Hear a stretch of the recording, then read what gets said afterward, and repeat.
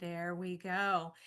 Welcome, everyone, to our November Artistic Masterclass series here at Encore University.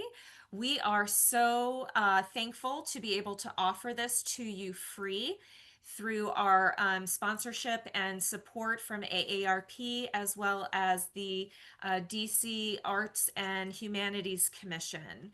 So we're very grateful for their support, and we are very excited to have one of our chorale composers here with us this evening, Timothy Takach. And so I'm going to introduce him a little bit, but then I'm sure he's going to tell us much more about himself. Inspired by captivating narrative, speculative fiction, and making better humans through art, the music of Timothy Takach is a mainstay in the concert world. Applauded for his melodic lines and rich, intriguing harmonies, he's received commissions and premieres from Grammy Award-winning ensembles. And there's many of them listed there, but a few that you may know, the St. Olaf Band, Cantus, the U.S. Army Field Band and Soldiers Chorus, and many, many others that you can read about.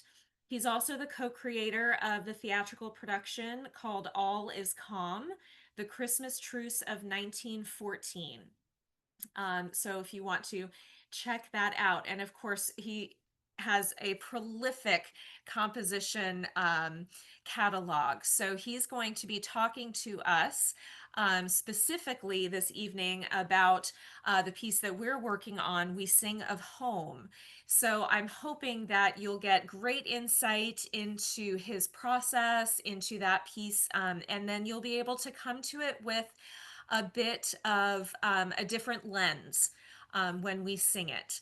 So I'm going to turn things over to Timothy. Welcome.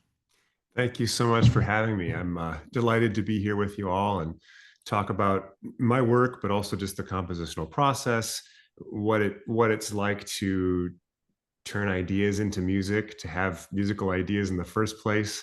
In this case, to collaborate with a poet on creating new text for an existing melody. Later on, we can also talk about what it's like to set existing text to music where no melody has existed before. So it's sort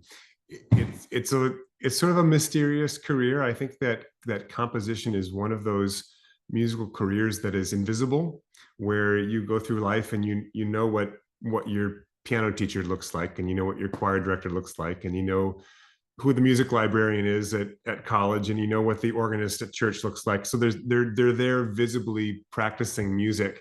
And composers, we don't get to see them do their work. It's a very solitary craft in the corner of a house somewhere. In my case, usually with a cat or two surrounding me, but you sort of work on your own and by yourself, and then hand off this artwork into the world, and sort of hope for the best as it lives its life. So I got my start as a musician, when I was younger, and grew up singing and playing piano. And then when I was in high school, I was doing everything musical that I possibly could, singing in the choir and doing drama and singing in a quartet of tenors and basses and singing in a madrigal choir and a show choir. And once I got to St. Olaf College in Minnesota, which is where I studied, I knew that I wanted to pursue composition as my degree because I had been really intrigued by film scores. And so watching movies and hearing the music that was written to be paired with this visual medium, so as a musical medium that's created to be paired with a visual medium, I just thought that was the coolest thing, that people could do that and create works of art like that. So that's what drew me into wanting to study composition. And it's worth noting at the time, even as I got into college and started working on my degree, that I didn't know what a career writing film scores looked like. I didn't know if I could just leave 4 years of college and get a job doing it, if it was freelance, if it was salaried, if it was paid at all. Was it competitive? How long were the gigs? Like I had zero idea what that looked like. I just knew that I love music. I felt like it was in my body all the time. And I was just looking for a way to experience it every day. worth noting that even now, years and years and years and years later, I still have not written a film score. Maybe it's still on the horizon for me at some point, but it's been just about all concert music for me my whole life, which I regret nothing. I've loved it, every minute of it. Um, but to go back to college, that's when I also started singing with. At that time, it was a student ensemble called Cantus, and it was a tenor bass a cappella ensemble. And we had success as students. We recorded a couple albums and took some tours that we had organized for ourselves, and realized that we wanted to take this student ensemble on campus and make it our job. And so by the time I graduated, I was one of the youngest in the group. Cantus was a nonprofit organization out of Minneapolis, here in Minnesota. That's where I am. I'm in Minnesota. So that was my first job out of school, was as a touring singer and professional singer. I knew that I wanted to compose, though, and so I did it alongside my singing career. I wrote for the group, I wrote for Cantus, and I also started writing for other ensembles and started getting my works published and performed. And so that's sort of how I was nursing my compositional career at the same time that I was touring the country singing. There's a question in the chat about a particular film score that inspired me. I would say that there were a couple composers, film composers, that really inspired me. I mean, obviously, growing up, I couldn't escape John Williams, not as a sci-fi fan, an adventure fan. So I knew all of his scores, and the NBC News theme. No, what has, I can't remember how the NBC one goes, but he did the Olympics theme in the 80s that they keep using. I love that. I bought the piano score for that, and I was playing it and sight reading it. So I knew all of John Williams stuff. And then Patrick Doyle was a film composer that I really loved. He did a lot of Kenneth Branagh's films, so all the Shakespeare adaptations that Kenneth Branagh directed and acted in.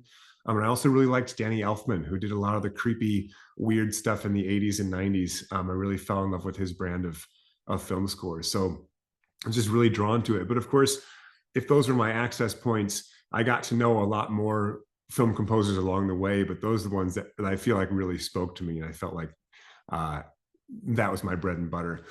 So I sang with Cantus for 17 years. And then when I was done, when I was retiring from that group, I had 2 kids at home, and it was tough being away from home 100 days out of the year. So I stopped touring and then transitioned very quickly into composing full time. So this is my day job, is writing music. And what that means is that most of my, I guess not most, a good portion of my income and my work shows up in the form of commissions. So somebody, an organization, will ask me to write for them specifically. So We Sing of Home was a commission by a high school choir here in Minnesota. And he wanted to do an arrangement of Finlandia.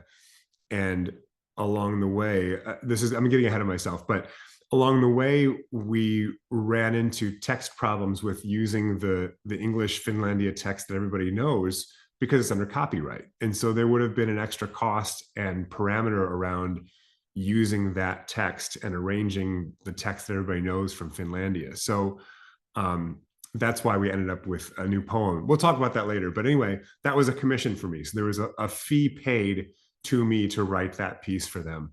But the rest of my work is spent marketing and contracting and looking for text permissions and making sure that I have the rights to set these words to music. I do a lot of appearances and lectures like what we're doing tonight. Some of them are online, a lot of them are in person.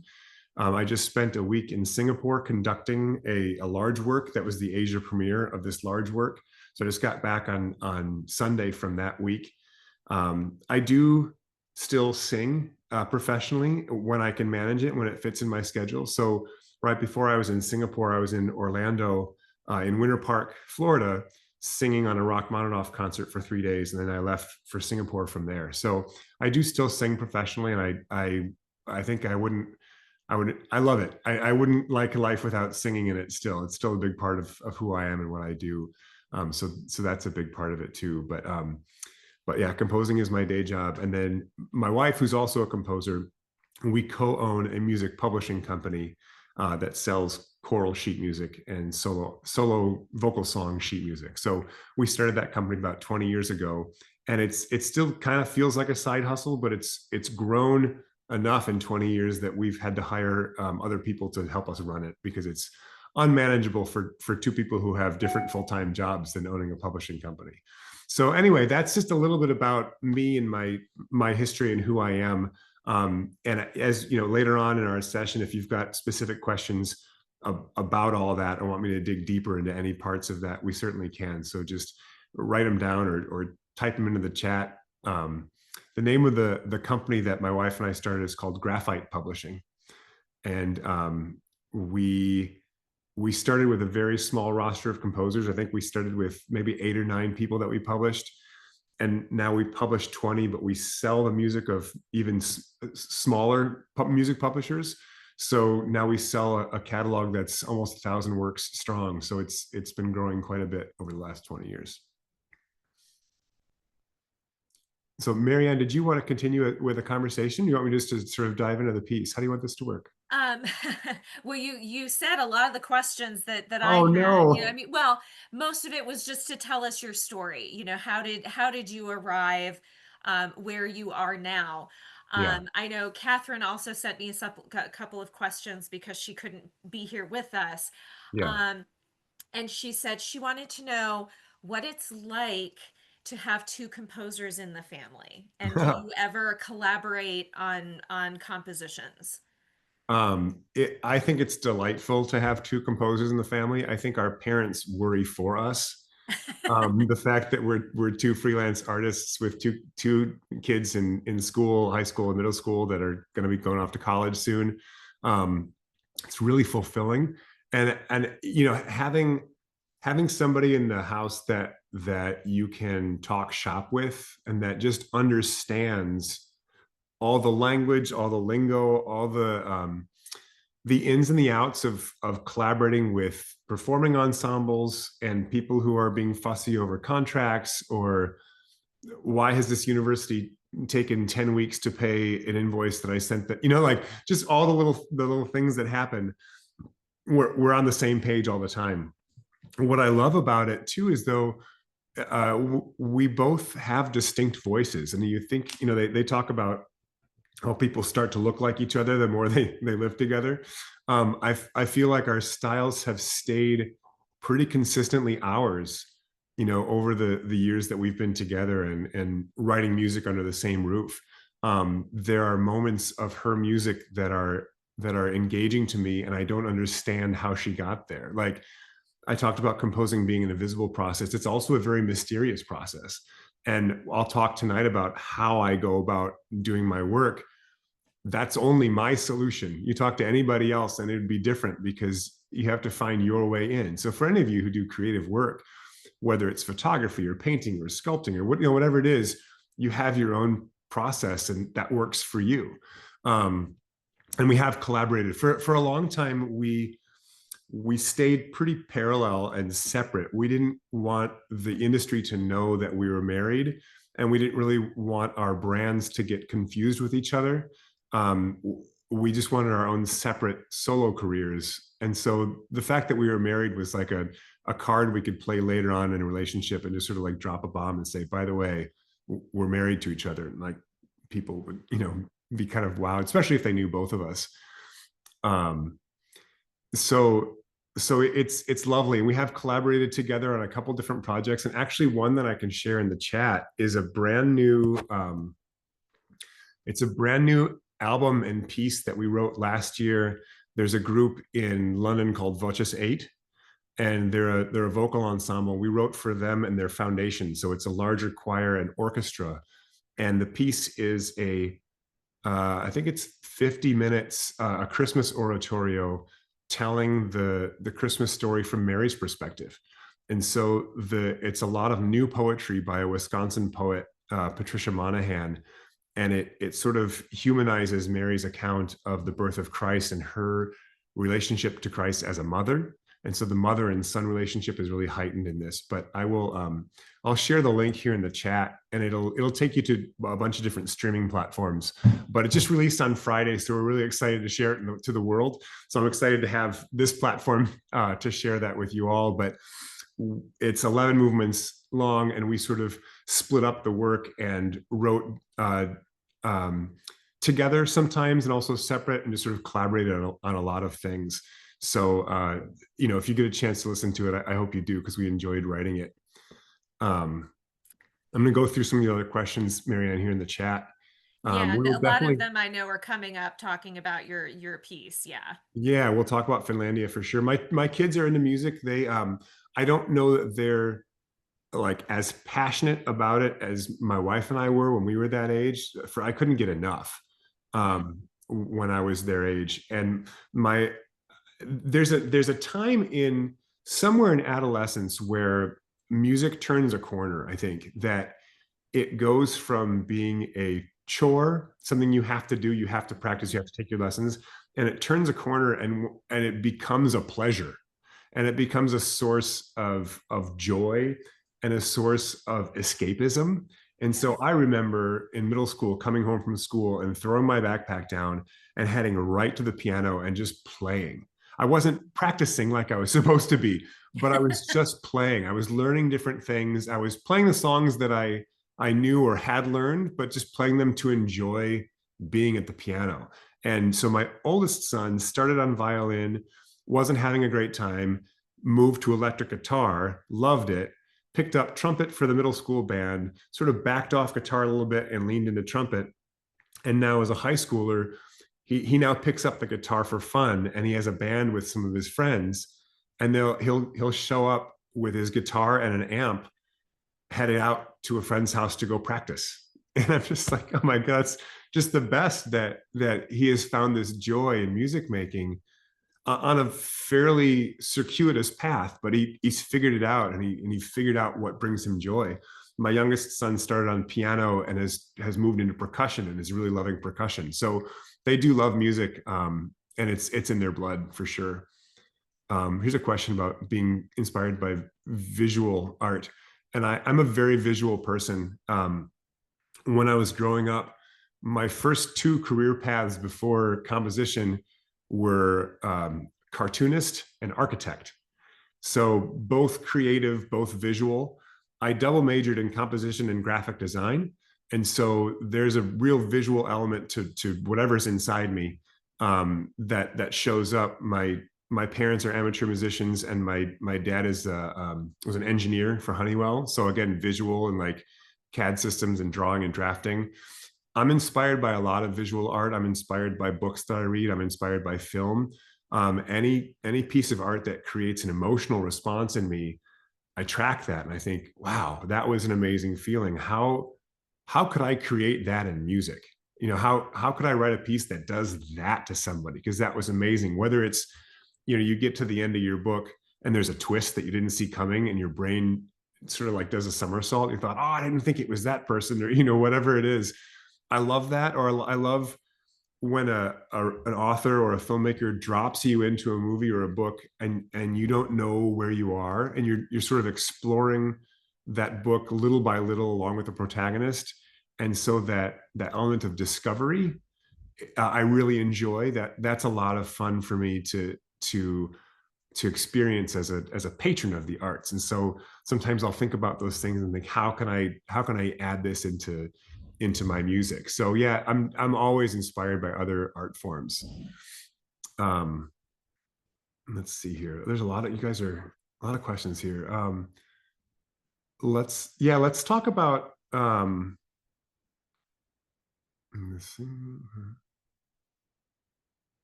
single left parentheses before blooming.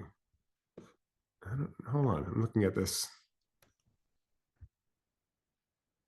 I'm looking at the single left parenthesis on blooming. I'm not sure what that question is. I know there's an apostrophe in Rose air blooming, but do I have a favorite key? So this is an interesting question. I don't know that I have a favorite key, but I'll oftentimes think of a key based on the music that I want to write. So if a melody comes into my head first and I know the shape of the melody and I know how large it is, I'll tend to move it until it fits within a voice part, so that if I wanted the altos to be able to sing the entire melody from top to bottom, it would fit within their range. Same thing for a tenor or a soprano part. So I'll find a key that works best for that. Sometimes it's just where my hands fall on the piano. So I'll sit down and be looking for music, um, and trying different things, not knowing what key I'm in, but just figuring out what chords I like and where they move. And then from there, sort of deduce what key I have been playing in. So I don't really start out with a key, but I have them in mind sort of throughout the process. So let's talk about We Sing of Home, because a lot of the questions are sort of getting into into this piece. So this was an interesting commission because it was an arrangement. So the difference, meaning an arrangement, is when you're taking intellectual property that already exists and you're crafting it in a new way. So in this sense, I'm taking the Finlandia melody and voicing it for a cappella choir. And I get to do that with my own interpretation of what it is. In a composition, everything is original. So all the music is original, and you're not usually referencing or quoting or using an existing melody in an original composition. So those are the two differences. In a way, an arrangement is easier work because so much of that is given to you. I knew what the melody of Finlandia was. I didn't have to write that or craft it or sweat over it or figure out, is that a dotted quarter and an eighth or two quarters, and how, like, I knew what that was. So going into that was a little bit easier. But like I said before, we couldn't get the rights to the text, or it was controlled by a different publisher. Give me 1 second while I'm getting over a cold. So I need to give my voice a little break. So I've got all these beverages here. So I hope you don't mind if I take a break every now and then and just. So one of the things that we talked about right away, which I was glad, his concert program was about home. And so I said, well, I'm fine doing an arrangement, but I wonder if we might add something even more unique to the world if we commission new poetry to go along with Finlandia, since we're not using the original text. That way we can craft the narrative so it really fits your program. And it'll be something new to say through a familiar vehicle. So people will understand the music because they will have heard it before, but they'll be asked to pay attention a little bit more because the words are different. And so sometimes I think if it's a hymn tune or a song that you know the music and the lyrics to, you don't have to think about it, it just happens. But we lose the chance to pay attention to the meaning, right? So, the song Amazing Grace, we could all sing that by heart, but when was the last time we thought about what that text means and what those lines mean next to each other? For some of you, it might have been this morning. And for others, it might have been 5 years ago when something happened and that song showed up at the same time and you were forced to reconcile that text at that time. So in We Sing of Home, it was a chance to give familiar music with a new message and force people to sort of really listen to what the words are and how they were different. So there's this, I'm going to look it up because there's the section that everybody's calling the birds section. It's let me just look at I'm looking at the score here. It is the birds section because it comes right after the Song of Home sung by traveling birds. And so that writing, the contrapuntal writing and the soprano alto is meant to represent that. So that's the transition from one section to the next, right? We finish the verse sung by traveling birds, we hear the birds, and then that pushes us into the tenor bass verse, You've Seen the Stars at Dusk. So it operates both in painting the text, but it also is a transition point that links the two together. So unlike a hymn where you'd finish one, cut off, and start the next, it sort of glues the two together in a dovetail. See what I did there? So that's how that transition works. And sometimes I think as a composer, the hardest part of the job is transitions, moving from one thing to the next and trying to make it feel like it flows naturally. It's a tricky part to sing because the voices are so independent. The rhythms are fussy, and they're fussy so that it doesn't sound like clockwork, but that it sounds a little bit more natural, and it sounds a little bit more like birds, like just an organic sound. There are different ways that I could have written that, but that's the way this one turns out. So I think it is tricky to do. And the commissioning choir did have trouble with that one when we first started, but once they got it in their heads, they could not forget it. While we're on the bird section, Lorna asked, did you have any specific birds in mind when you wrote it? I did not. I just thought of melodies within that key that worked well together, that would provide a harmonic background for what the tenors and basses were going to do. So, but that is a technique that a lot of composers will use, where they will notate specific birds and notate the bird calls and try to get them perfect. And I did not do that for this section.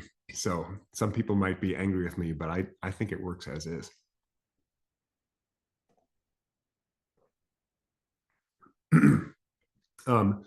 One thing that I can share is just a little bit about the creation of the text, because I think it's interesting. So I'm going to share my screen and hope that it works. Let me just make sure I have the right window open. That's the one.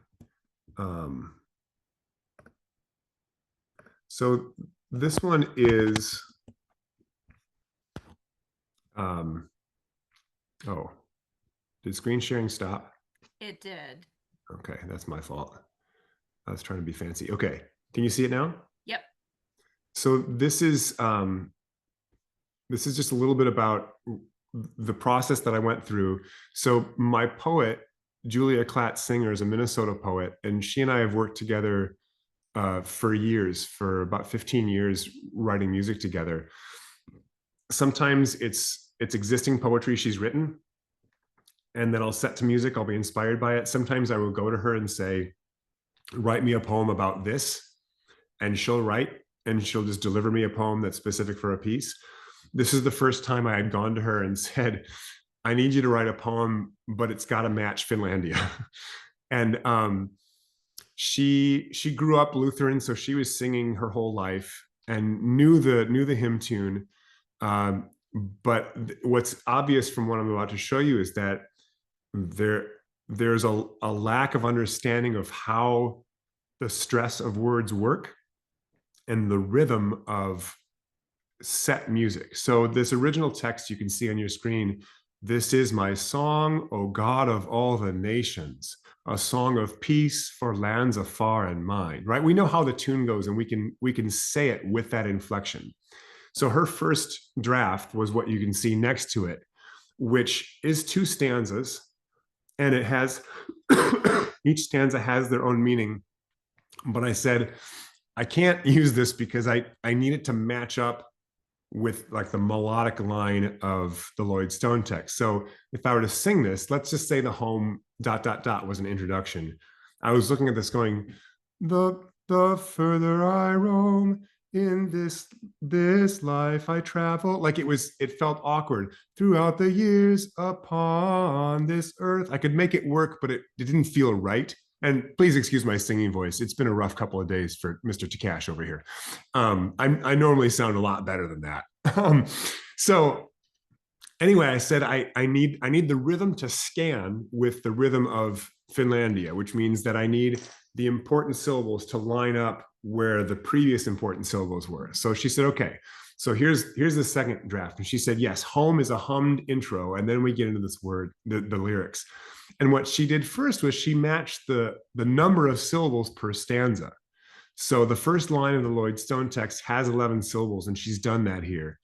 But again, so if I sang it syllable by syllable, The further I roam in this life I travel, throughout the years upon this earth, love, love is pure as what? Like, you can make it work, but it's awkward, and the important words don't line up, and the idea, the break in the ideas don't match the break in the musical phrases. Right? In Finlandia, by the time those first two lines are done, that's our first melody.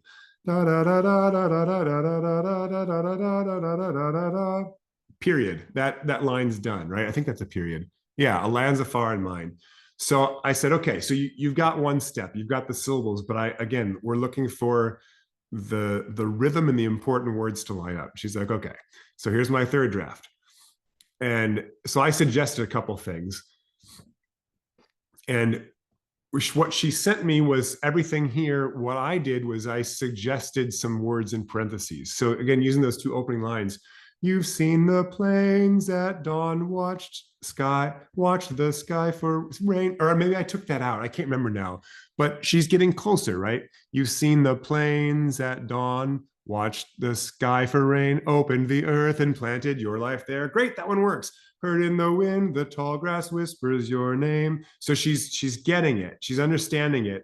And then when we got down here, how many miles until you find your way, the path that brings you joy and makes of your day, just like the bees, the clover. And I said, I'm having trouble figuring out what you're saying here. I said, your poet hat is on really hard on your head.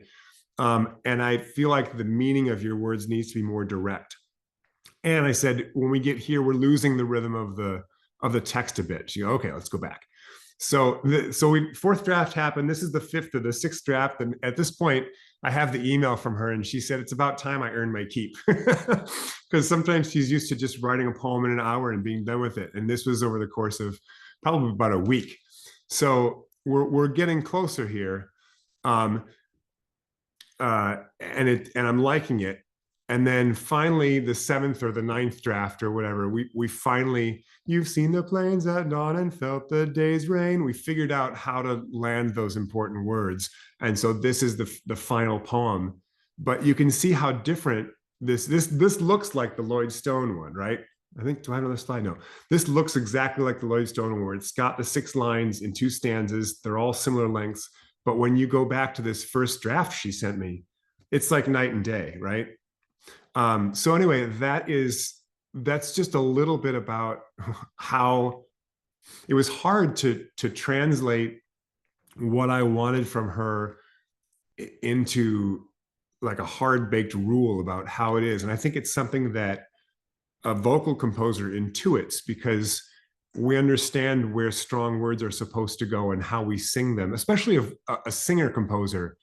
We get it when words aren't set correctly, or the strongest syllable isn't on the strongest beat. It feels weird to us to do it like that.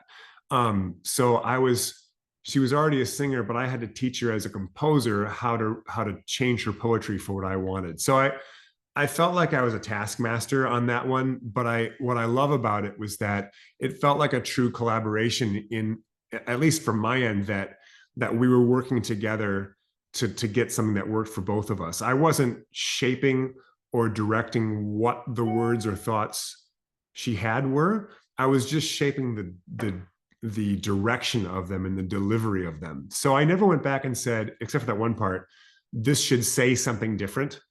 I just said, you're getting there, but technically here's what needs to happen. So that was the biggest first part of the process, was just getting that out of her and finding a text that we thought could work. At that point, I sent that poem to the commissioner and said, this is what I've got. Do you like it? And can we move forward? And he read it and he said, yes, that's great. That'll work. Continue on writing the piece. Couple things in here in the chat. The tenor line is a joy to sing. You're welcome. And you consider a cappella compositions your specialty. I love a cappella singing, and I did a lot of it in high school and especially in college. But then in my job singing with Cantus, that's mostly all we did was a cappella singing. So I find a real joy in it.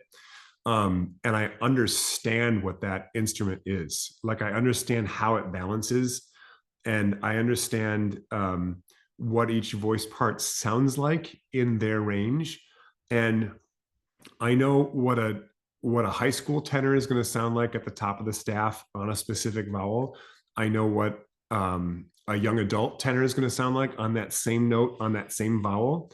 And I also know what an older adult's going to sound like on that same note on that same vowel. So who I'm writing for influences the way I'm writing and the notes that I choose. And I can do that for all the sections of the choir. I know what sound I want, and I can hear it in my head as I'm writing it. So I dig choir, I dig a cappella, and I think that it's important to keep the tenor line, for instance, interesting, to give the altos an actual melody to sing rather than just posting on one note and then changing and then going back.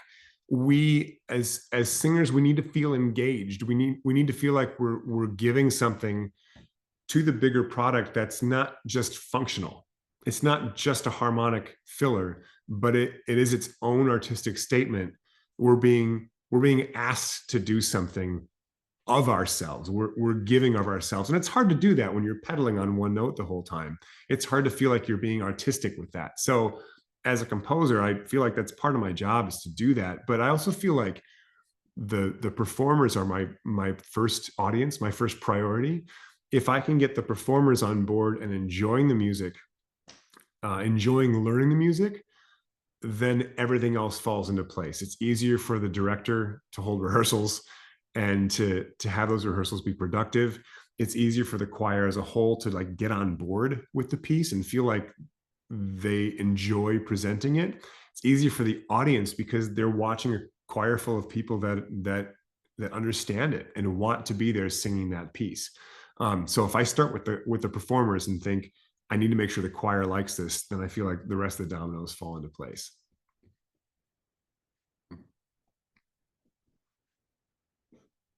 I'm just reading the chat here. There's a lot here.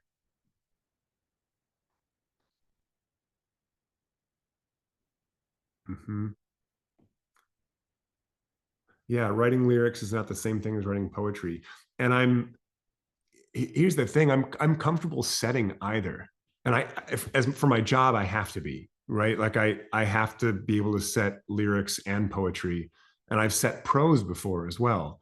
So as a musical creative, I'm able to find rhythms and patterns in existing words. The fact that this was already tied to such a well-known melody, any small change I made to it, I think would blow up and people would say, that's not right. And I didn't want that. But I actually really enjoy setting non-structured poetry to to music and to verse and finding the repetition in it. And actually that's something I can talk about a little bit more, unless Marianne, there's something else you wanted to move on to. Interesting. Magali asks, how would you teach this song to a choir? Oh gosh, what a question. Now I go back to the score and sing and look at what I've done.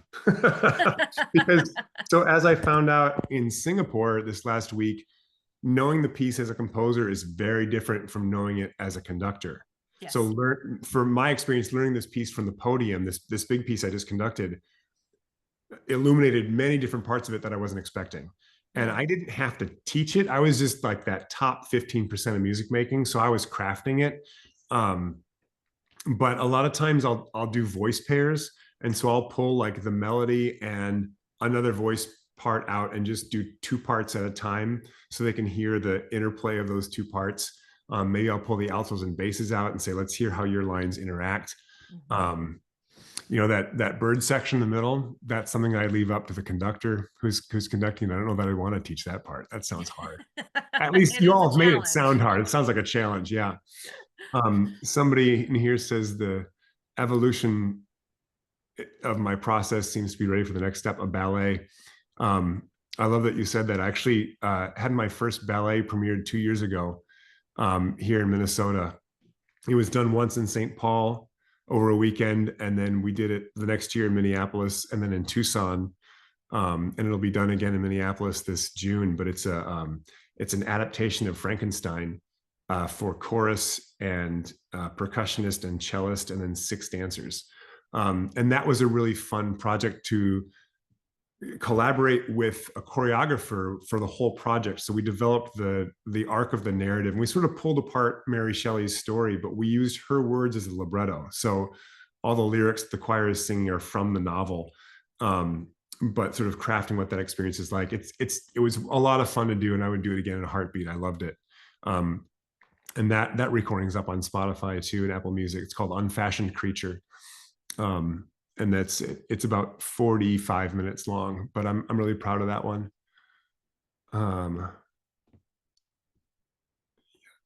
It was a challenge for you, Judy, but now it's a joy to sing as an alto. I think that we crave that. The more I think about it, I think that music that comes too easily loses something.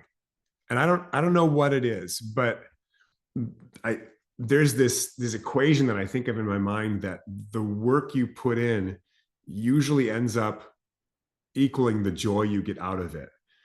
And there are mismatches there. Sometimes you can put in a little bit of work and get a ton of joy. And I love that. That's really cool. Sometimes you put in all this work and the product isn't there. And sometimes it's the performers, but sometimes it's the piece. And you think, why did that have to be that hard? We worked so hard on getting that exactly right, and it's not effective, right? Or you get done and the audience feedback is, boy, that sounded hard. That's the worst feedback to get as a performer. I don't know if you've ever experienced that, but it's like, that's what you came away with, was it sounded hard, which means we're not doing our job, because it should have been joyous and like moving and emotional, but it sounded hard. Plus, then the composer is not doing their job, because it should sound like an experience, not that it was difficult. I don't know. I get worked up over that one, but I feel like that balance of work in and joy out has to be right for music. So I'm glad that learning it maybe was a challenge at first, but once it's in your body, it is a joy to sing, and you enjoy doing it. So that makes me happy. Consonants as you sing. Consonants are important as you sing. Is that something I consider when composing? It is. The way that a choir expresses text is the vehicle, I think. I think the music, my job, the music is there to support the text. In most cases, I'm writing a support scaffold to deliver a message or a story or a narrative or a lesson, or whatever it is. The music's there to help that along. So what those words are and how they're heard matters a great deal to me. So, and I've also fallen on this before. Like, I'm not always 100% perfect on this, but finding the best vowel to sustain on a high note for a part of the piece that is climactic. An E vowel above the staff for any voice is going to sound stretched and pinched and not healthy, right? E, ah is easier than E is, right? Oh, I've got a visitor here. Come on up, buddy. So thinking about the vowels, but then also thinking about the delivery of consonants, so that, here, come say hi, buddy. This is one of my cats. He's just the sweetest guy. Thinking about the way that we shape those consonants and the way that we sing them. Is it a voiced V? Is it a D or a T? D, t. Like, those are two different consonants. So in my mind, I'm hearing that as I'm writing, and I know how I want those to be sounded. There are times when a double S might get in the way, and I'll make a choice. I'm trying to think of an example now. Let's see. You know what I mean by double S, right? Like, one word finishes with an S and the next one starts. Do we say the S twice, or do we just align it and do one S? So I have to make a choice. Do I want that elided, or do I put a little breath mark in there or a rest so we hear both S's, right? If we're singing the phrase soup's on, do we sing soup's on or soup's on? Do we put a glottal on that? And I'm in charge of that. If I don't make that distinction, the conductor has to, and then they're guessing at what they think I would have wanted. So I might as well either put a note in the score that it's to be elided, or put a rest in there so that it's obvious that on is going to have a glottal. So I mean, there's a lot of minutia to writing music, and I'm thinking about all of it. But again, sometimes I fall. I'll get in a rehearsal and a conductor will say, "What do you want here?" And I'll think, I didn't think about that. And they'll think, well, there's 3 ways you could do it. And then I'll think, okay, tell me what the 3 ways are, and we'll make a decision in the moment. What I love about that is that then that feels like a collaboration too, where I'm working with the conductor to help interpret the score and bring it to life in a way that is most meaningful. Come and get it. That's easier. Get, is it get it or get it? GIT. So how would you write that? And is it come and get it? Does the N get its own note? Or is it come and get it? Or is it you elide it to come? Like there's all these questions, especially as you get into like colloquial English. The word didn't.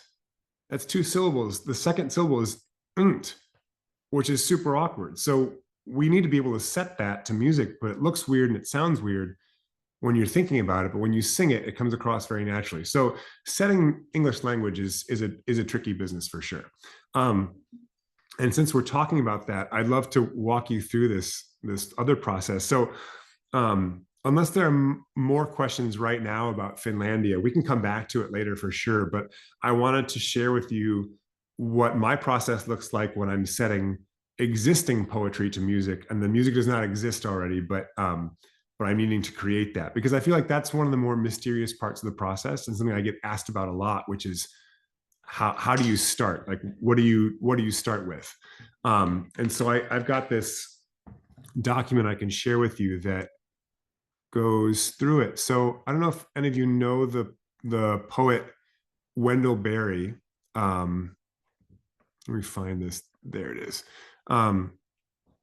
So I had set this text I had picked it for the end of a 7-song choral cycle that was about the journey from the last parts of autumn to the returning of spring. So sort of through the winter months. And I found this poem and I thought, this is perfect for what I'm trying to do musically. It's exactly what I want. And this is what it looked like in the book where I found it, in Wendell Berry's book where I found it. This is what the poem looked like. And just the Cliff Notes version, he was walking in a valley and everything was beautiful. And he came out of the darkness and stood, and there was his home in the distance, and it was beautiful, and the grass was green and full, and the spring of the year had come. So it's basically a returning home. So the first thing that I did was I separated this poem into 3 sections. So the first section is sort of the painting. It's a landscape. It sort of talks about what we're seeing. I was walking in a valley. Above me, the hills had caught the light. The light was singing as it went among the grass. Okay, so it was bright outside. It's very beautiful. The second section here, there's more action involved. And you can also tell that it's a rising action. I waded upward through the shadow. My head emerged. My body came up out of the darkness and stood. So we get this sense of motion that's moving upwards. And this last section felt different because it was that sense of arrival and getting there, of coming home. Where I had come was home. My own house stood where the dark river wore the earth. The grass was beautiful. The spring of the year had come. So, okay, so I've divided this one poem into 3 stanzas, 3 sections, even though it didn't exist like that. I'm treating this material like clay, like wet clay. I'm sort of pushing it around and seeing how it's made. What I'm trying to do is create a form or an architecture that the music can then follow. So I'm hoping that the form and the shape of this poem will influence the shape of the music that's to come. So the next thing that I did was I singled out this 3rd section, and I said, I want this to be a harmonic and emotional arrival. I need this to feel like we are coming home. And I thought that, when we're done, when the spring of the year had come, already I don't feel like I'm going to be done musically saying what I have to say. So I added this to it. And then I thought, okay, we're going to repeat these last 2 lines from the beginning. I heard the light singing as it went among the grass blades. And I thought, okay, well, if this is a harmonic and emotional arrival, what if that was the first time we broke into 4 parts, SATB singing for this music. Maybe that will give us that broadening sense of finally getting there. And if that's true, at the beginning we'd want mostly unison and octave singing. If we want to have that contrast between a small, thinner sound and then a larger arrival. Maybe this beginning is slower and pensive, very melodic. We're describing something. There's not a lot happening here. We're just sort of painting a picture. And then this middle section, I thought, well, if we want this to be an arrival, maybe this middle section feels like it's wandering, like it's working its way up and it's working its way to a bigger moment, which will be found in this arrival. One thing you'll notice in this sheet that I have all these numbers here above the text. Can you see those from your screen?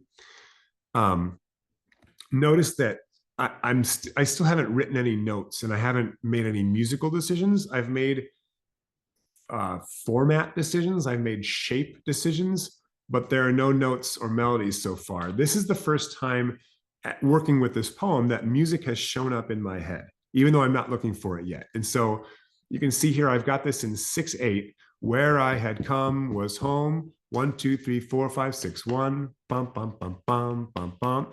And there's just a scrap of a melody in my head, which is almost like solfege, but in numbers. 1, 2, 3, 3, 5, 3. 1, 2, 3, 4, 5, 4, 3, 2, 1. 1, 2, 3, 3. Down the octave to 5, back up to 3.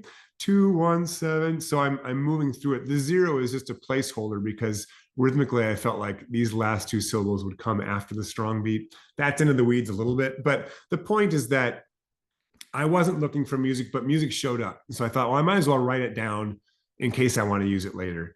So I wrote those things down. And then at the end, I wanted to say that this was a long melismatic line. It was just like as Whitman says, a barbaric yawp, just like an exclamation of emotion. And then if this is a repetition of the lyrics from before, maybe it's the same melody as before. Maybe it's just slower because we're winding down. And remember that this is the 7th song in a 20-minute cycle. So it not only has to exist on its own, but it has to be the last denouement of the whole piece. So this ends the whole cycle. So it has to function that way too. And I think that's maybe why I added this section, because I needed the piece to finish in a certain way. So this page is just a scan of me working with this and figuring out what the text looks like, making notes. You can see a lot more numbers here as I'm working through the music. Sometimes like right in here on the grass and year had come, you can see some rhythms. But I'm writing a lot of notes. I'm pushing this wet clay around, trying to figure out how it all works. So when I get to this point, I'm ready to actually sit down at the piano and find the music that matches this. So what I have here is a pretty good blueprint of the shape of this piece. I know about the unison lines. I know breaking into 4 parts. I know the wandering stuff. I just need to figure out what music goes with it. And I think that's the mysterious part that most people want to know about, is how it actually gets done. And sometimes, like I told you before, the melody comes first. Where I had come was home, for my own house stood white. So that melody had shown up already. I didn't know what key it was in. I didn't know which voice part was going to sing it. But that was my first try at what that might sound like. So then I'm thinking about, okay, what chords, what harmony sounds like what these words are saying? Is it minor? Is it major? Is it a mixture of both?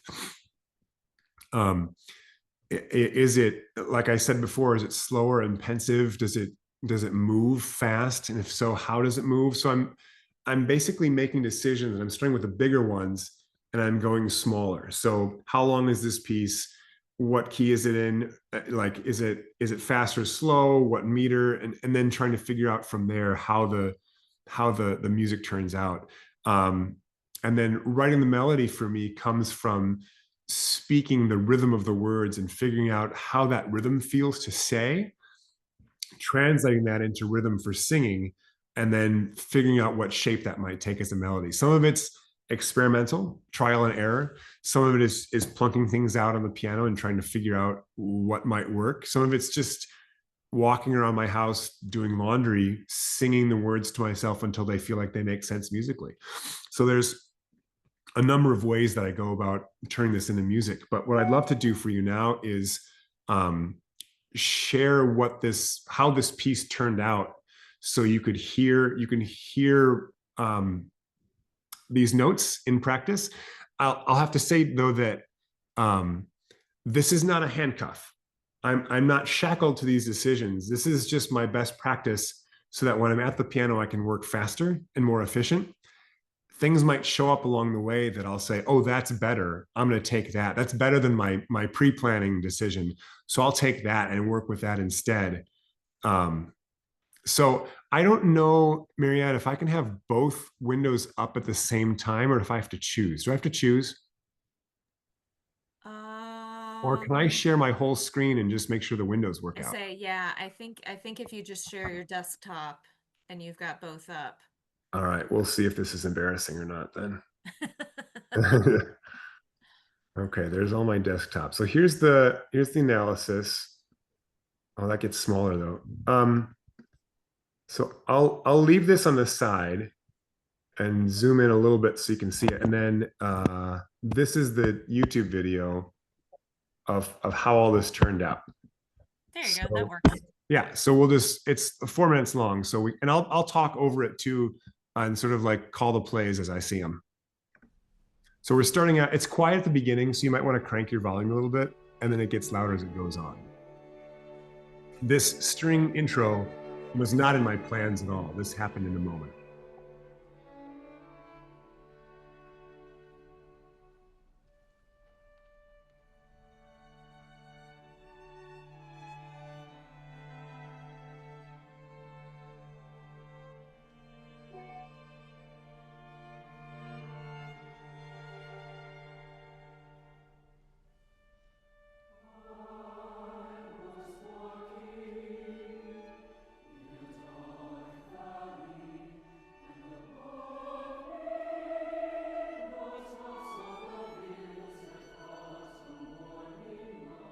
So there's our first unison and octave singing.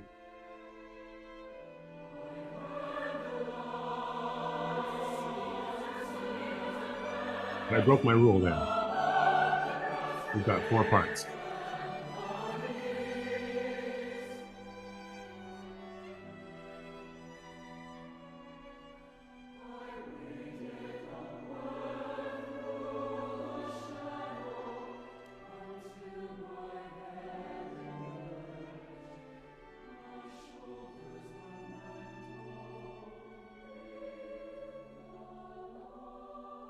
Is that rising sense of going up. Here's the wandering and moving toward the return.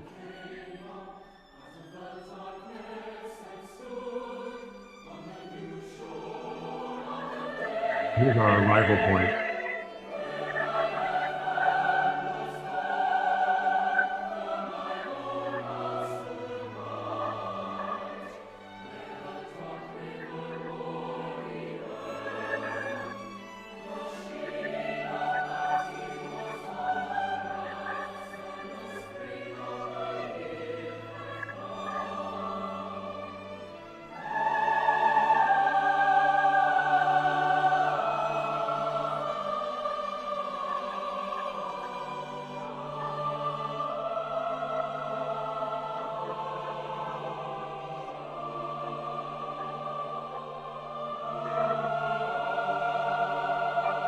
And here's a repetition of the text.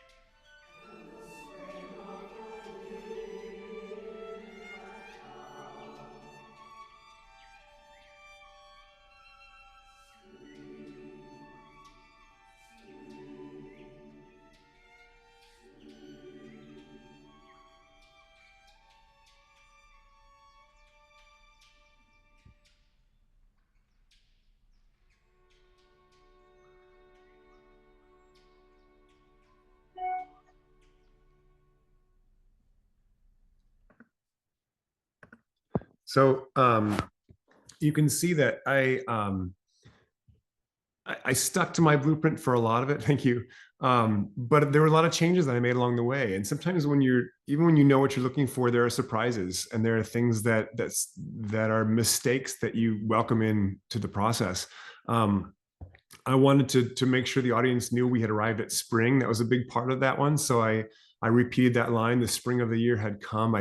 We sang that again. And then one of the last things I did was I added those, I don't know if you heard the bird calls in there at the very end. There are a couple members in the choir that actually have bird calls.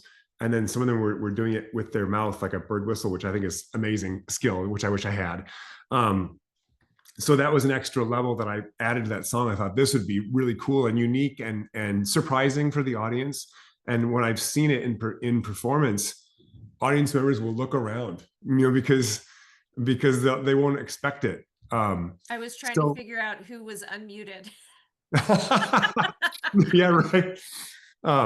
So yeah, that's part of it. Anyway, hopefully that shows you a deeper look into what that process is like. I'm gonna go back to the chat and look at some questions. Marveling at the mix of art and logic. Oh, thank you, Beth. I appreciate that comment. Have you composed a piece using an instrument other than a piano? A lot of times. So the link that I shared earlier in the chat, I'll share it again here for those who came late. This Christmas album is for choir and orchestra. So strings, winds, percussion, harp, the whole thing. And I think part of the deal as a composer is that you don't have to play all those instruments, but you have to know how they work and how they are played. So when I'm writing for cello, I have to know what those four strings are and how the cellist moves between them, and how do the slurs work from a bowing. So with a string instrument, you have a down bow and an up bow, and they're used differently. And some string players like all those to be marked out by the composer, and some string players will cross those out and mark them themselves if they're particular about it. The harp has a system of pedals to add accidentals to their notes. And so if they have E flats and B flats, they need to hit those pedals on their instrument so that every time they hit an E string, it's actually an E flat. And when I was taught in school, you were supposed to put there's a diagram for what those pedals look like for the harp, and you're supposed to put those in the score when they change. So if you changed keys and now all the E flats were E naturals, you'd put a new diagram. And I've heard from harpists that it's unnecessary, that harpists will do that automatically. They'll just scan the score and make markings on their own. So I don't know if that's right or not, but it's a lot of fun to write for an instrument that you don't know, because you get to learn about it and you get to learn what that instrument does really well. I used to play the French horn when I was in middle school. I haven't in a while, but I know what that instrument feels like to play. And I know what it sounds like in different parts of its ranges. So when I'm writing for it, I can hear what it's going to sound like on that note, and whether it's going to be high enough to be shrill or just high enough that it's still full and warm. So it's a pleasure to write for a lot of different instruments. And you have to have a thick skin and a great sense of curiosity. So when I'm writing for marimba, I will go to my percussion friend and say, will you look this over? And is this playable? Or is it, hi, buddy, we're still talking though. Or are there changes that I should make to make this better for other players? And so thick skin for him to say, yeah, this is not going to work. And curiosity to at least ask in the first place and have him say, thanks for asking. Here are the things you could make that would make this a lot easier for other players. Hey, Tim, this is Joey Clark. I'm one of the conductors with Encore. Hi. I'm from Minnesota. We traveled in all the same circles, but I don't think we ever interacted. So hello. I saw All Is Calm. Okay. It's wonderful. I did the composer librettist studio that you did with Ben Krywaz. Oh, And yeah. I'm just wondering, since you've done composition for theatrical productions like All Is Calm, and you've done choral and many other things, what would you say is different about the collaborative process in writing for a theatrical piece that's staged versus something that's sung by a chorus? Yeah, a lot of different considerations. So, excuse me. For those of you who don't know, All Is Calm is a theater piece that is spoken lines underscored with a cappella tenor bass singing. When we first made that piece, so I was one of the creators of it, but I didn't write the whole thing. Actually, the Cantus, we sort of workshopped a lot of those carols and war songs in the moment. We had a lead sheet of just the melody and the chords, and we worked out in the moment what that would sound like and how we'd harmonize it and what syllables we were singing. So a lot of that was happening just in the moment. And then there were a number of pieces that were specifically arranged by myself and another gentleman to slot into dramatic moments within that show. For like O Tannenbaum was one of my arrangements for that. And I understood that they were going to drop a spoken line in the middle of that. And so I knew to write a verse and then to write just a wordless section of the piece that was underscoring, and we didn't have to hear the words. We just heard music because there was a spoken line on top of it. And when we did it in practice, what I had scored was too long. So he's like, can you take 3 or 4 bars out of that? So I went back and made some changes and just shored up that section a little bit more so that it fit the delivery of the spoken line in the amount of time the director wanted it to take. So the drama, the pacing and the storytelling of that show was always first priority. And anything we were doing as arrangers or performers, singers, had to make sure that we were always supporting the dialogue, because for the most part, that was the deliverable of that show, was the dialogue. Every once in a while it was the songs, but mostly it was the dialogue. But I've also written an opera now, which was all completely original. And that was a really tight collaboration with the librettist, who would send me a scene and I would set it to music. And she'd look at it, listen, and say, this part right here, these 2 lines need to come closer together. He should be responding to her having already thought about what he's going to say. We don't need any time for thought there. They should just go back and forth quickly. Or the rhythm of this feels weird. It feels like it's a question rather than a statement. So she would have different things for me to consider in the way that I would set words and the timing of it. So a very different level of collaboration when it's theater versus just a song where you can take all the time in the world. I don't know if you've ever sung a Shakespeare sonnet set to music, but the sonnet is only 10 lines long, but it's one thought. It's like basically a sentence. And when they're set to music, it usually takes 2 or 3 minutes to get through the song. So you're saying one sentence, but you're taking 2-3 minutes to say it. So we're losing the comprehension, right? We have to track at minute 1.5 how the thought started way back at the beginning, so we know where we are in the thought to know how it's going to finish. So that's a tricky business. On stage, that would never work because you'd lose your audience. So it works in music, but it doesn't work in stage. So I don't know if that answers your question at all, but it's a different beast to work for the stage.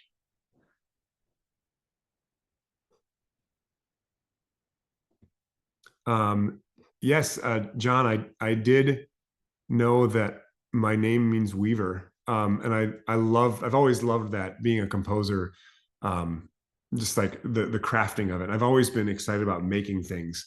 My dad was the same way, just always like tinkering with things and working with his hands and woodworking and things like that. So I love to think that somewhere along the way that I come from a family of weavers that has turned into composition, musical composition along the way. Beth, you're asking about getting the permission to use text.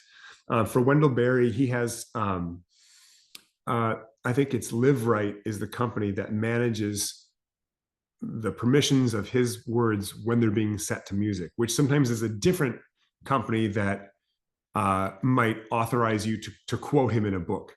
So if you're going to use a Wendell Berry poem in a book you're writing, you'd go to one company. But if you want to set it to music, you go to somebody else.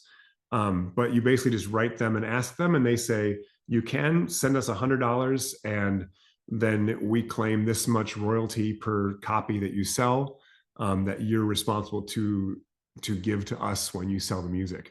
So actually pretty easy. Not all poets are like that. A lot of times you'll go to a poet or their publisher and say, I'd like to set this to music. And they'll say, where is it going to be performed? How many seats are there? What's the ticket cost? And then you say, well, I don't know yet. And they're like, well, find out. Okay. So you find out and you say, well, 700 seat church, and they usually charge $18 a ticket, but they don't know how the audience is, but the capacity is 700. They'll say, great, we think that a $2,000 fee should cover it. And I think, $2,000, who do you think you're talking to? Like, and congrats if you're able to get that amount of money and that's for one performance. They say that'll do it for that performance. If you'd like to perform it again, you need to come back. And at that point, I wash my hands and say, thank you, but no thank you. I'll find something else. And so a lot of times at that point, I'll call up Julia Klatt Singer and say, hey, Julia, would you write me a poem that's about this? And she says, sure. And then that afternoon I have something, and I send her a check, and we're done.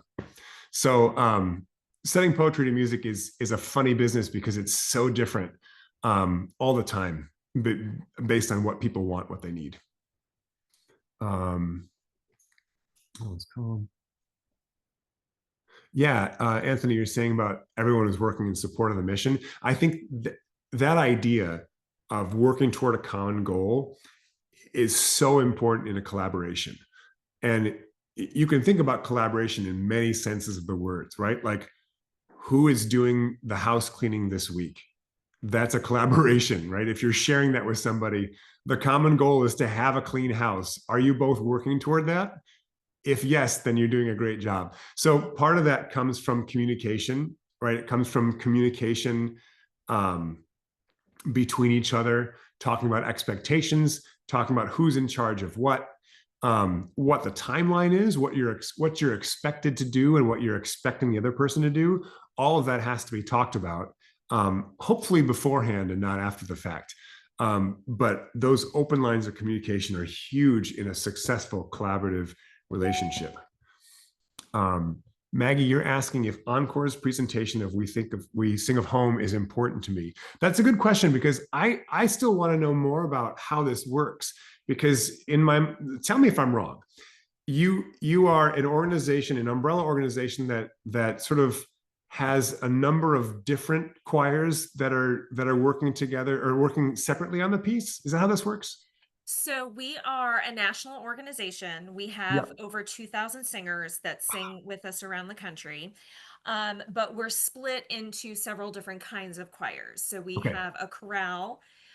We have a rocks program that sings all rock and roll and pop music. And then we've just started Broadway choirs. So your music is part of our chorale repertoire. And so we have, I don't know our exact numbers of each individual group, but so all of our chorales around the nation are learning this. And then we have regional performances. For instance, I conduct a group in Ashburn, Virginia, and I conduct one down in Falls Church, Virginia. So my Ashburn group will have a concert where they'll sing it for the Ashburn Senior Center as a thank you for hosting us for our rehearsals. And then they'll get together with the group in Fairfax and Reston, Virginia, and they will sing a larger concert together in a church. So yeah, so we're all learning it, and there's challenges to that because we are not all the same conductor. And so Catherine Harsha, as our artistic director for programming, does her best to send each conductor a marked score to say, here's where we're going to breathe, and here's how we're doing this, and here's how we're doing this. But there are differences in every ensemble. At one time, my Ashburn group had 3 tenors. Yeah. So, if you're asking me to split my 3 tenors, I might have to modify that a little bit to make it work. Yeah. So it's nice for us to be able to come together and have these larger performances as well. But some of the challenges as conductors is, are we interpreting things, even with a marked score? Are we interpreting things the exact same way across the board? So, we have lots of conversations with the other conductors that we're collaborating with, and, how are we doing this? And let's agree on that.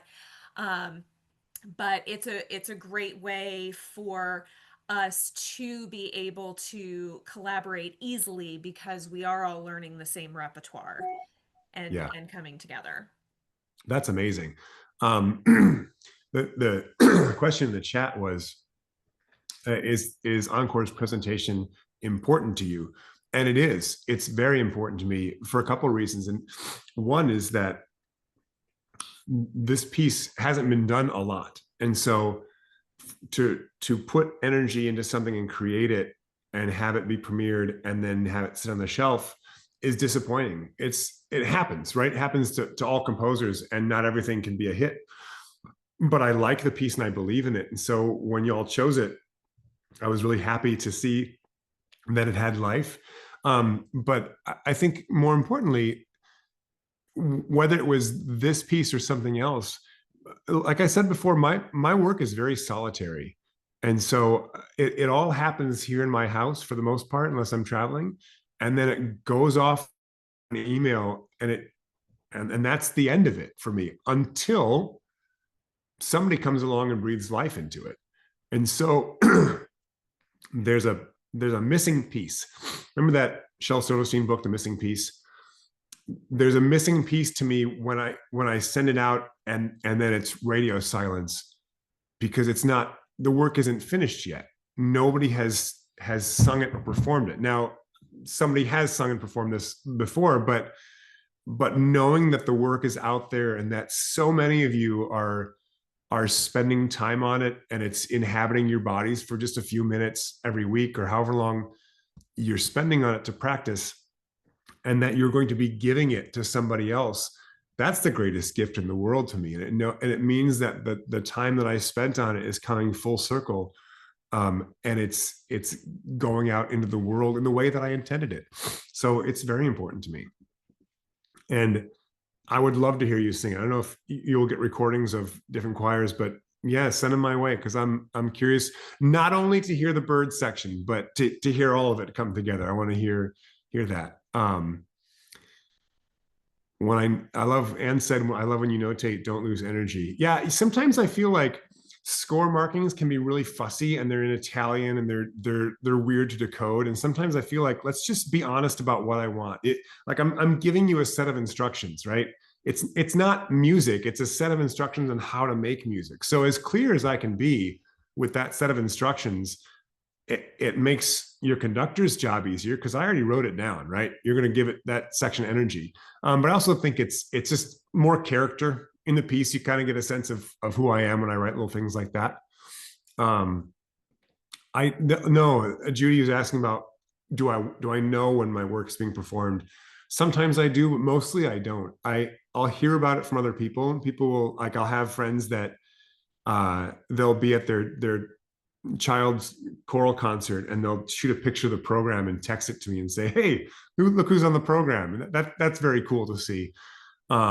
Sometimes the conductor will let me know, but after a piece gets sold, it exists in that person's choral library for as long as it exists, and they can perform it as much as they want without telling me. So it's a big mystery. I feel like I'm sitting here behind a curtain. I have no idea when it gets out in the world. So when I know about it, and when I get to meet you all through Encore University, it means something to me. So I appreciate that.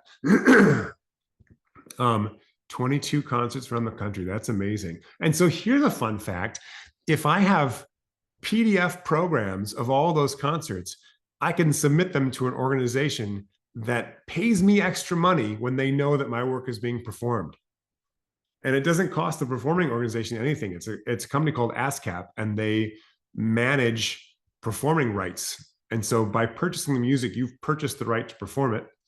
And then the venue helps pay ASCAP. So that's a great thing for me as a freelance entrepreneur composer, to be able to earn a little bit of extra income by knowing and reporting when my music is being performed.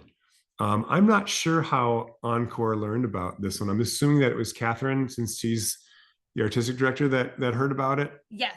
Yeah, yes, I'm not sure how she discovered it. She before she came to us, she worked with Peabody's children's chorus, and they did a recording. It was one of their lovely COVID singing in boxes videos. I think that was her first experience with the piece. Okay. And see, I don't know if I knew about that, or if she sent me that video. So it exists somewhere. And don't forget about the composers, friends. Do you think this would sound different if sung by 300 people versus 30? For sure. I think that any music does. I think that with 30, you'll hear a lot more individual voices. The color of the ensemble will shift. With 300, it's going to sound like a lot of voices, and specific colors or vibratos or timbres won't come through as much. But man, imagine the power, just the emotional power of that sound. That'd be huge. I would love that. Oh, we also sang it in Chautauqua last August, sang ooh at the start, not hum. That's cool. Anthony, most of my choices I feel like are very flexible, and I want the choir to be successful in their performance. And so a change from going from hum to ooh, if that's better for tuning, if it carries better in the hall, I'm totally cool with that. So no apologies there. Susan says she walked into the New England premiere of We Are a Phoenix. Oh, and then New England premiere. So there was the New Hampshire did it last spring. I don't know, Susan, if that's the one you walked into. I'm trying to think if there's any other New England premieres, because there were 46 choirs that supported the creation of We Are Phoenix, and they each had their own state premiere or province premiere up in Canada, or Singapore premiere, and there's a London premiere this June that people can, and a New York one where it's a festival where people can choose to become a part of that premiere and travel to New York for 3 days and become a part of that premiere and perform it in Carnegie Hall. So I'm excited. I'll be there for that performance and then for the one in London as well later on in June. So yeah, We Are Phoenix was performed in a variety of different places. Last weekend, it was heard in Oklahoma and California and DC and Singapore all in the same weekend, which is kind of cool for a composer to know that his music is out there.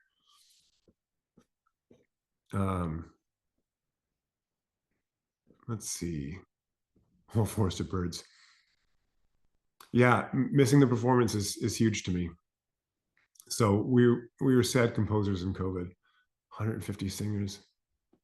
Oh, Anita, you don't have to confess about marking up your score. We want that. I'm asking so much of my singers as a conductor that if they don't have a pencil just ready to go, I don't know what they're doing with themselves. And as a performer, my scores are marked up all the time. And sometimes it's conductor things like take a breath there, or that's a mezzo piano instead of a mezzo forte. But I'm marking it up all the time for me, thinking my tendency is to sing this note sharp, so keep it down. Or my bass buddy is going to breathe here, so I'm not going to. So your score has to work for you. Like it has to be a tool for you to succeed. So whatever you need to write in to make it happen. I need to show you this real quick. One of my singers in Singapore showed me her score, and I was just amazed by it because of how she marked it up. She said, everything that our conductor or that you has told us is on the screen. I don't know if you can see this. I'm trying to get the focus right. Let's see. There we go. She doodled as well, but she wrote everything down and then she color coded it based on who said it. So blue was her conductor and red was me. And then she had all these other notes about like private jokes. Her score was just a mess. I don't know how she got any information out of it, but it was definitely her score. So I'm totally for that.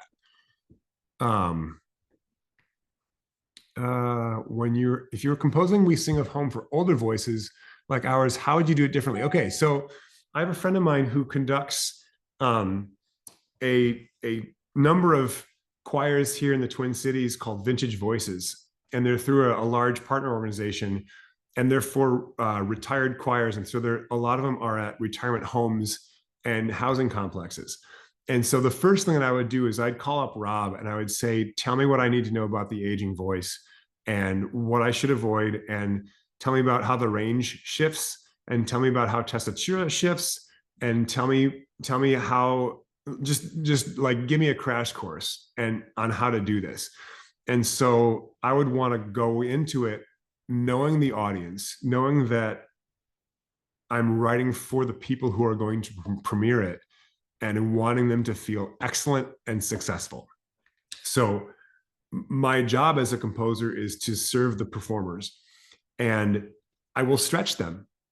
I'm not going to make it impossible, and I'm not going to make it frustrating. So I want to stretch them, but I don't want to hurt them. And I don't want to write something that is hard to do or impossibly hard to do. So I think about that a lot when I'm writing for a specific group. So not only just vocal range, but I think about text choice. If I'm writing for middle school children, would I pick the same poetry that I would pick for a collegiate ensemble? Probably not. Hopefully not. I want to give poetry that's meaningful to both of those groups, that they can access right away. They understand it enough right away to get it, but that has depth to it, that they can go deeper and say, but what am I missing? What else is there here for me to understand? So I'm pushing them in this way. Some people from here in New Hampshire will go. All right, Susan, you talking about the We Are Phoenix? That'd be awesome if y'all want to go. You know what? I can put Marianne and Catherine in touch with some of the details about the New York premiere of We Are Phoenix. So for those of you, if I haven't been clear, We Are Phoenix is a 45-minute work for chorus and strings.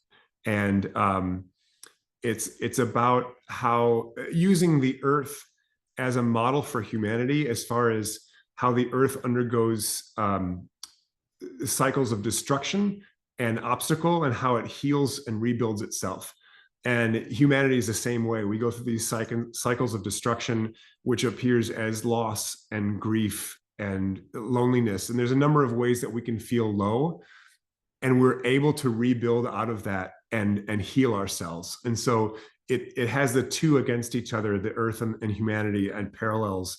That's what the text does. So New York, the New York premiere of that piece will be at Carnegie Hall this June, and they're inviting singers who want to participate in that to sign up to come to New York and participate in the premiere of that piece. So that'll be very exciting. I'll be there for all 3 days, and then a week later I'll go to London and do the same thing in London, which they're also inviting people. So if you want to go to New York or London or both, I've got the ticket for you right here. So I'll send you information.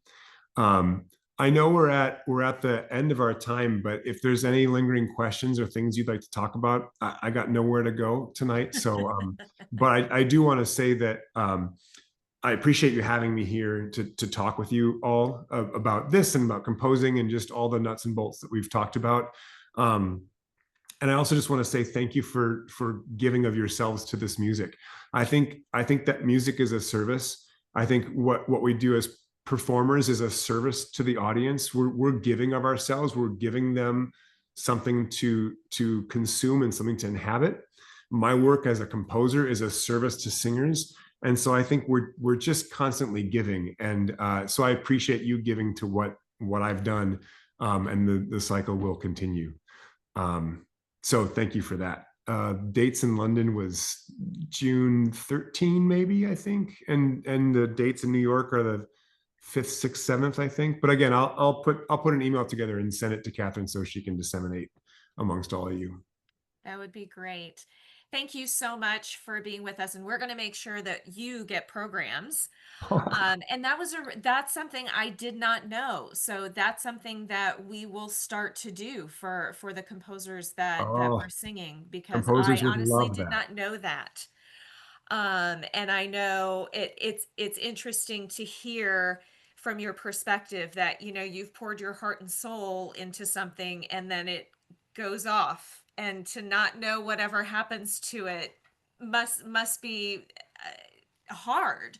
Yeah. And we've talked a lot about how, this is not unique, but it can be a unique opportunity to actually get to interact with the composer. We Mm-hmm. can't do that with so many of the greats. And so it's a wonderful opportunity to really have your insight into the piece.